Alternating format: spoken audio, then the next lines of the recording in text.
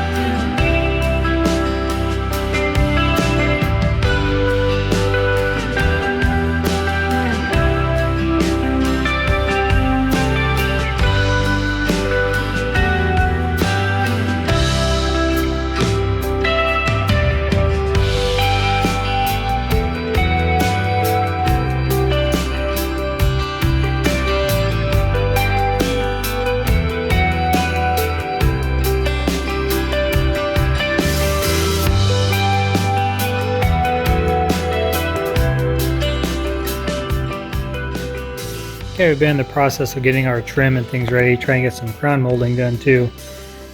So I've been staining things quite a bit. What I'm doing now is these are some blocks that are going to go in the crown molding. So it's just a 2x6 I cut down to 4 inches, router design in the side, and then now I'm just getting ready to pre-treat the ends.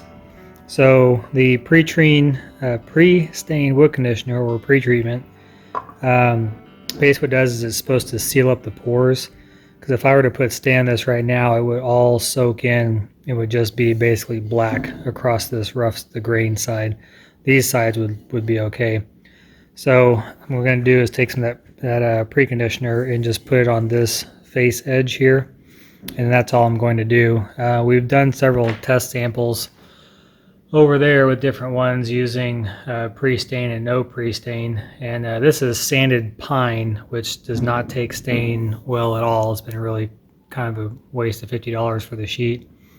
This sheet below it is actually birch, and I got that to come out pretty darn good. But one of the other problems I'm having here is you can really see the wood grain through there. These are some ones that I stained, and then below it are some ones that Barry stained.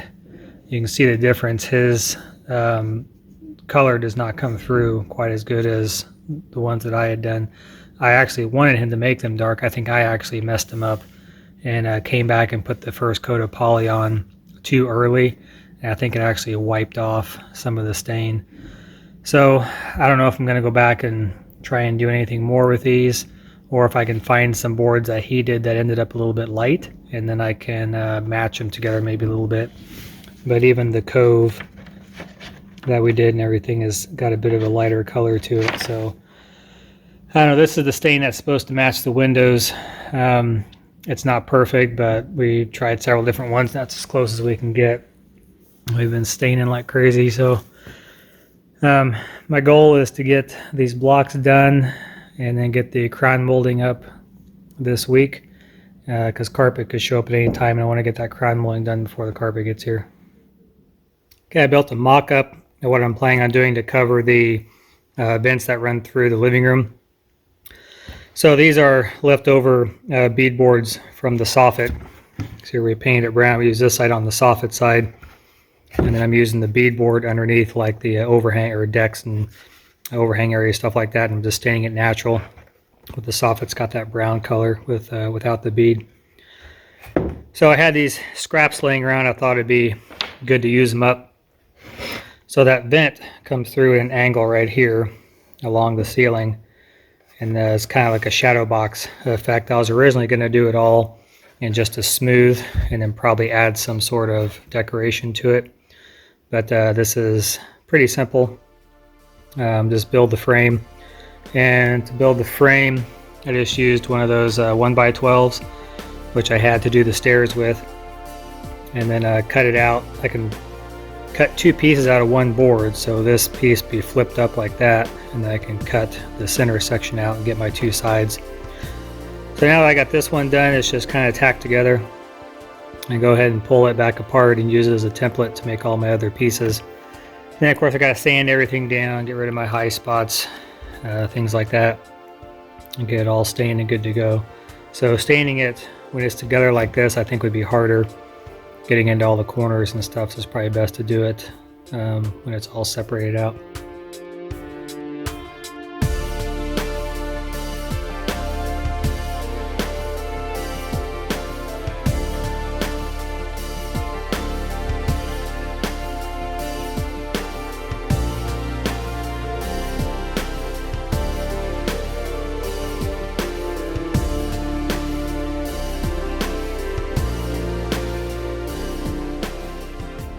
Okay, I got everything cut now. Amazing how long it takes to cut all these little pieces.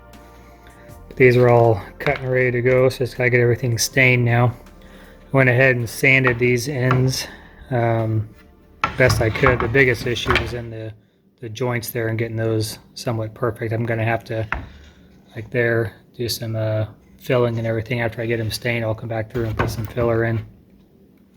And now on these, since these were the painted ones that were used for the soffit, these are all scraps and stuff, I need to go through and sand off this edge so that when I stain it, you're not going to see any of that brown showing through. And then I'm getting ready to stain these. I put the conditioner on the ends of these. My test block is this one. I did 2 coats on the right, 1 coat on the left. So I'm going to put the stain on there and see which one looks better. Well, I did my test stain and I can't really see a difference in it. I can see the grain on either side, so that's good enough for me. Usually when you do it without putting that blocker on there, it just becomes black. So I'll go ahead and just start staining them all.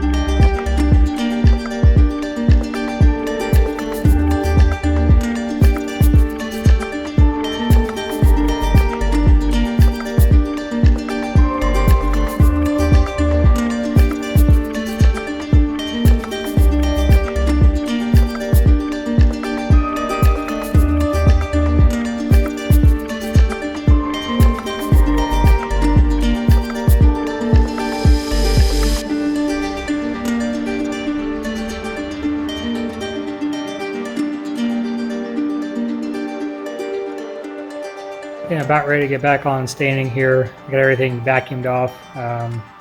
So I'm going to be staining all these, conditioning the parts I need to on those, and go ahead and get the first coat of poly on those. And then I'll have to wait another 24 hours or so. Now, one thing I haven't told Natalie yet, but I can find a piece of it right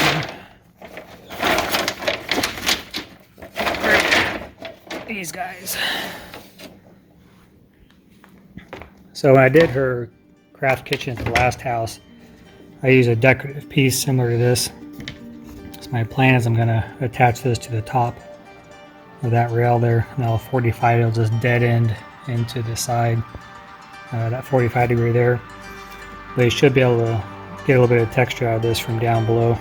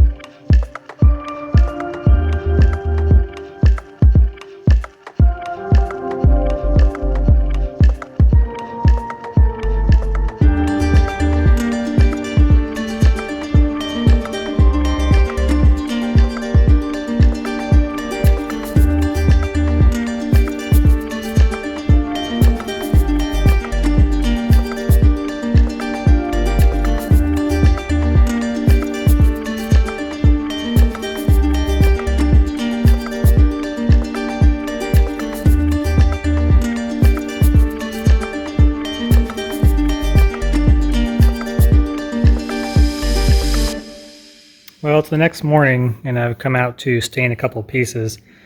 And although I put the pre-stain on the ends of these, you can see how much darker there is and there's no grain at all showing, which is pretty common when you get onto the fiber side or the grain side of your cuts. It just soaks right up in there.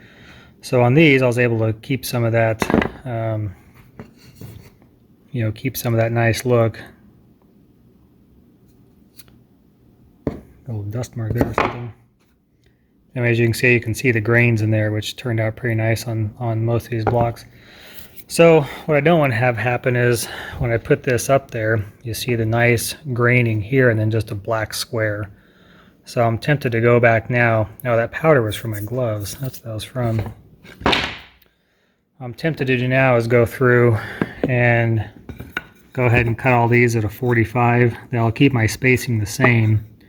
And then the grain from this side will line up with the grain from this side. That is a lot harder to do and to make it look good and to not have an issue. Like you can see where the grains flow this way. So I cut this at a 45. When I shoot my nail through, there's always that chance it'll just pop that corner off. That's part of the reason why I like to go like this, because I'm shooting through something thick directly into the grain and it doesn't blow that end off. So I'm a little concerned about doing it that way. I'll maybe switch to a smaller trim nail and glue it and everything as well.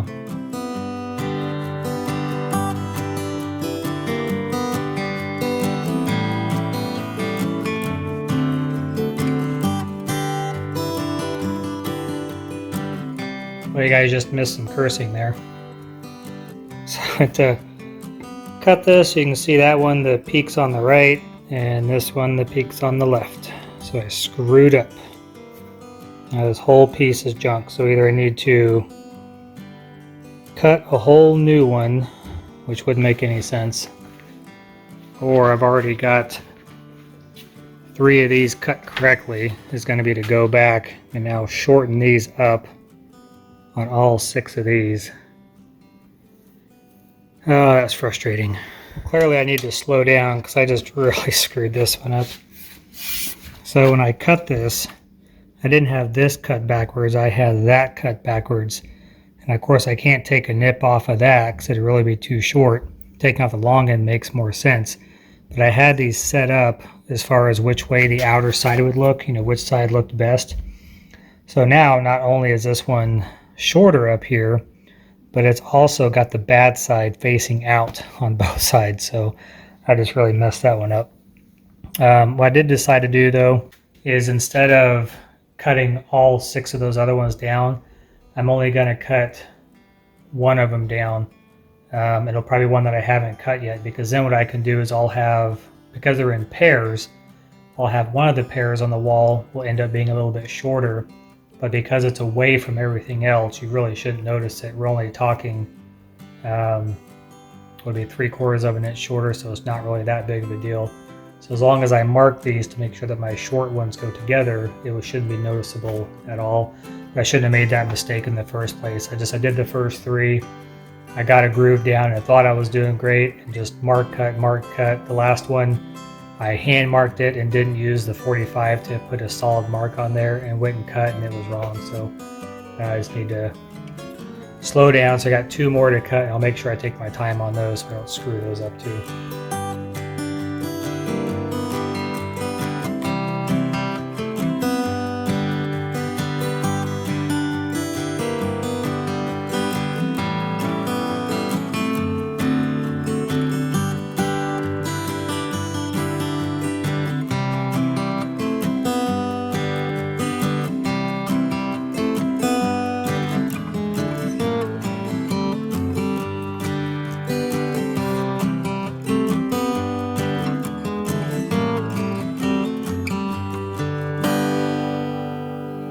I got everything sanded down and paired up, and I found a few more errors that I made. So prior to having to cut the 45s in here, I could have put these on either side. It didn't matter where how I installed them. But now that I have a cut edge, that means I have a left side and a right side. And I was trying to get rid of some of these nicks here because they'd be hidden when they're put up. And then I totally missed this jagged edge here. So I actually put this on the outside for whatever reason. So I was clearly looking at how I had some marks in here and wanted to cover those up. And this edge needed to be on the inside because it's chewed up. And didn't even look at how gnarly that is. So hope it'll be on the ceiling. You're not going to see it, but it's kind of bugging me how much I seem to have screwed some of this up. But I cut these with just my regular skill saw, and I should have put a sharper blade in there and I wouldn't have had all these blowouts. I'm just really hoping that up against the ceiling, with the dark as it's going to be, you're not going to notice any of that. I think it'll be okay, but we'll know soon enough.